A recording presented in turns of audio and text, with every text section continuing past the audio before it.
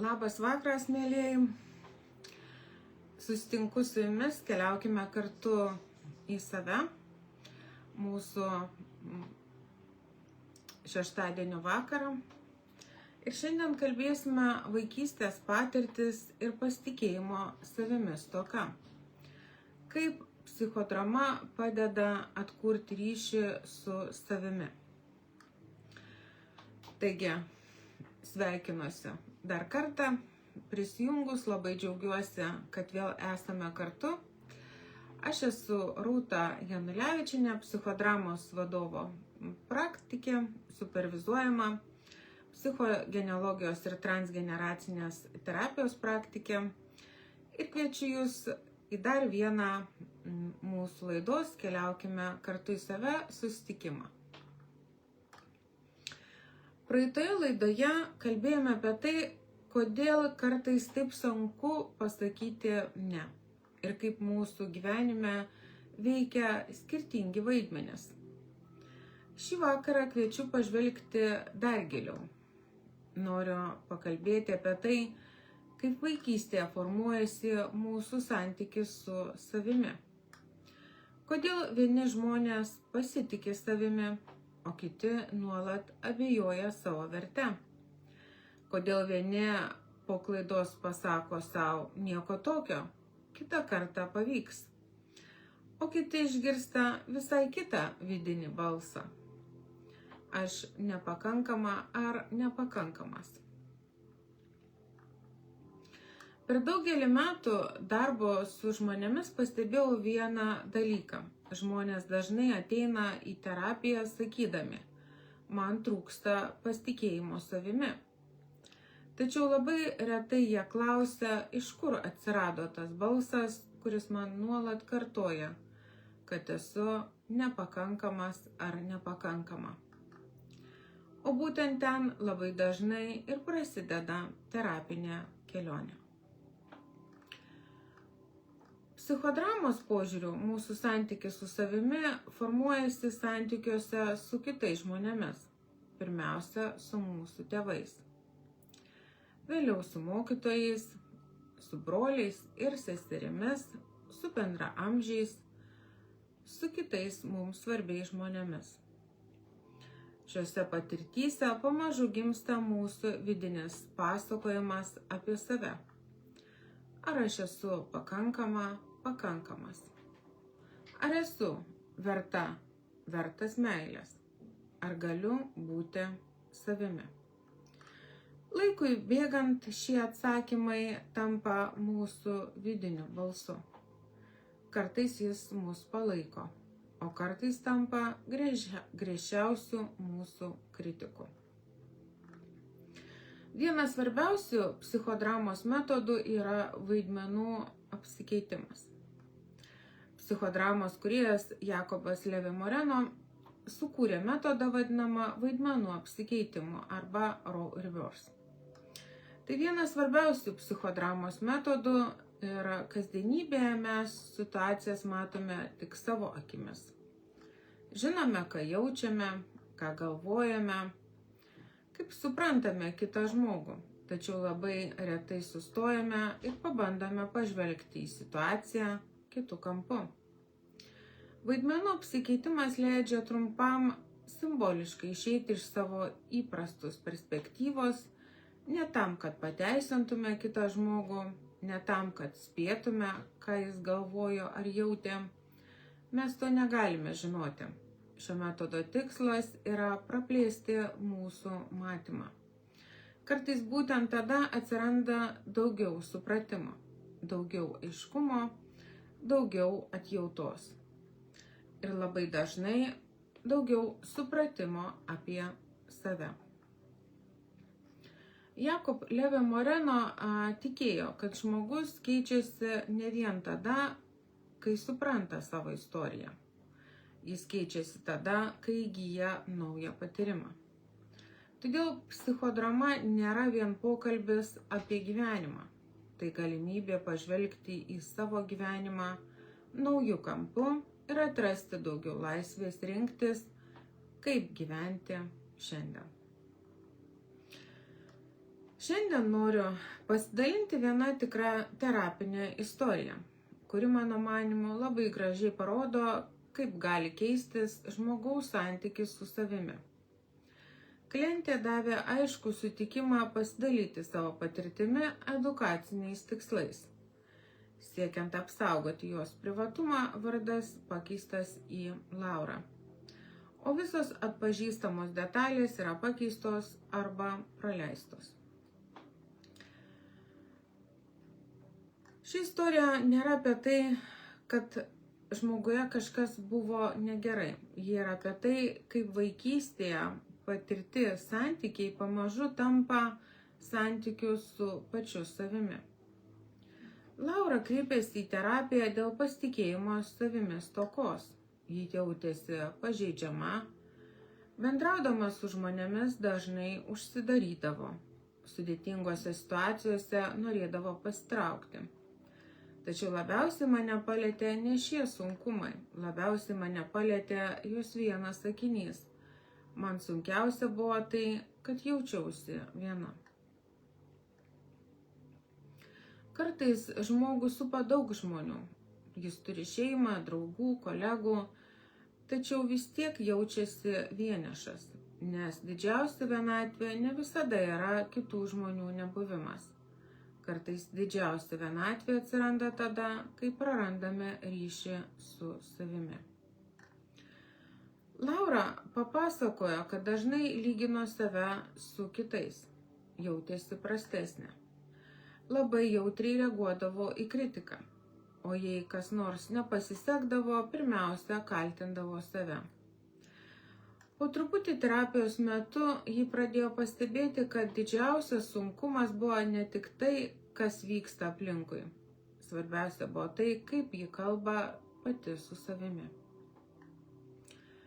Per daugelį darbo metų su žmonėmis vis iš naujo matau tą patį. Mes labai rūpinamės tuo, ką apie mus pasakys kiti.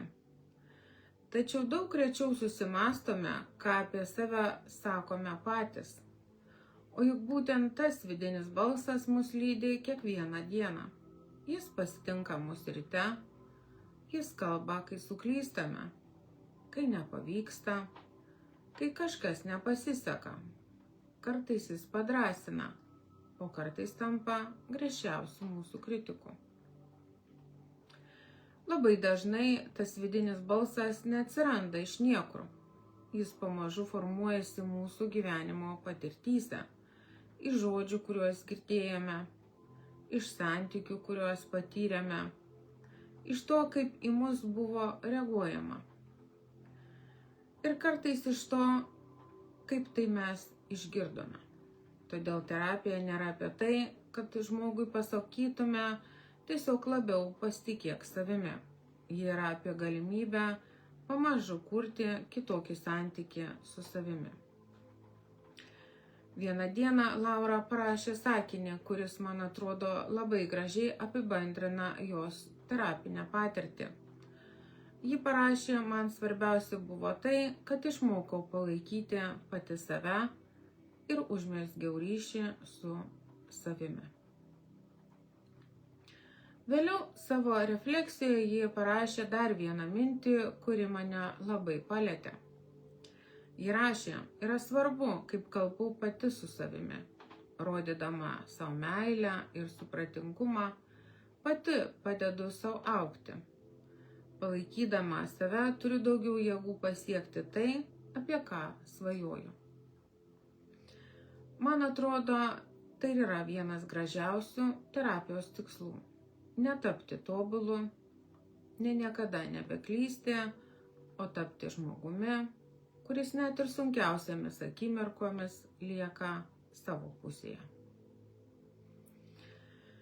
Prieš atsisveikindama dar noriu pakviesti jūs į 2 naujas autorinės 7 savaičių programas, kurių registracija jau yra prasidėjusi. Dažnai sulaukiu klausimo, Rūta, kuo skiriasi tavo 2 programos, kurią programą rinktis? Todėl noriu trumpai apie tai papasakoti. Abi programos remiasi mano autorinę integracinę metodiką. Abiejose integruoja psichodramą, psichogenealogiją, transgeneracinę terapiją, Karlo Gustavo Jungo analitinės psichologijos įžvalgas, spalvų psichodinamiką, Veriditas labirintų metodiką, Reiki Mertzar integracinės praktikas, meditacijas ir kūno įsisąmoninimo praktikas.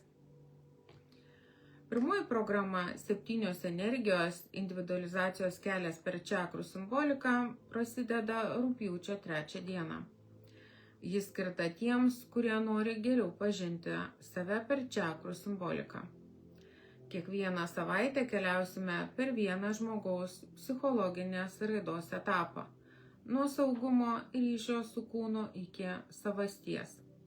Kalbėsime apie emocijas, savivertę, santykius, saviraišką, intuiciją ir gyvenimo prasmę. Tai programa žmonėms, kurie nori stiprinti ryšį su savimi, geriau suprasti savo emocijas, kūno siunčiamus signalus ir pasikartojančius gyvenimo modelius. Antroji programa 7 energijos individualizacijos kelias per simbolius, archetipus ir psichologinį šešėlį. Ji prasideda rugpjūčio 7 dieną. Šioje programoje gilinsimės į Karlo Gustavo Jungo analitinę psichologiją.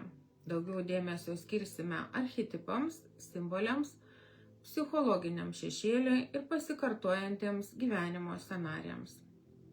Tyrinėsime tas savo asmenybės dalis, kurias dažnai slepiame, atmetame ar net patys nenorime matyti, tačiau kurios daro didelį įtaką mūsų santykiams, pasirinkimams ir gyvenimui. Jeigu jaučiate, kad daug dirbote su savimi, tačiau gyvenime vis dar kartojasi tie patys scenarijai, ši programa kviečia pažvelgti į juos dar giliau. Kurią programą rinktis, jeigu norite pradėti arba pagilinti savęs pažinimo kelią per čakrų simboliką, emocijas ir vidinius resursus, kviečiu rinktis programą individualizacijos kelias per čakrų simboliką.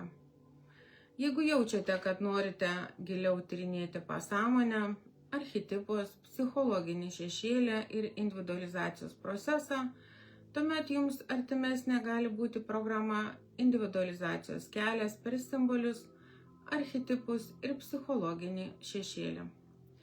Abi programos veda tuo pačiu tikslu – link gilesnio savęs pažinimo ir savasties. Tiesiog kiekviena į šią kelionę kviečia pažvelgti iš kitos perspektyvos. Jeigu abejojate, kuri programa jums tinkamiausia, parašykite man asmeninę žinutę arba elektroninį laišką. Mielai padėsiu išsirinkti tą kelią, kuris geriausiai atitinka jūsų šiandienos poreikius. Taip pat kviečiu registruotis į individualią ir porų terapiją. Kartais pakanka vieno pokalbio, kad situacija pradėtų matytis kitaip. O kartais terapija tampa gilesnė kelionė į save. Kiekviena žmogaus istorija yra unikali, todėl ir terapinis kelias visuomet kuriamas individualiai. Visą informaciją apie programas, terapiją ir artimiausius renginius rasite mano svetainėje rūtajanuleičienė.lt. Ačiū, kad šį vakarą buvote kartu. Su jumis buvo Rūta Januleičienė. Keliaukime kartu į save. Jeigu šiandienos laida buvo jums prasminga, kviečiu pasidalinti šio vaizdo įrašu su žmogumi, kuriam jis šiuo metu galėtų būti svarbus.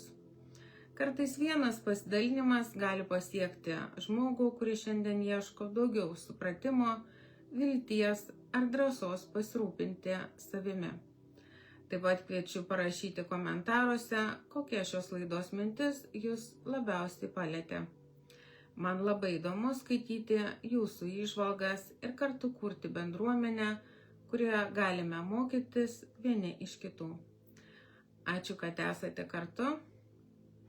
Su jumis buvo Rūta Januleičienė. Keliaukime kartu į save Iki kito susitikimo.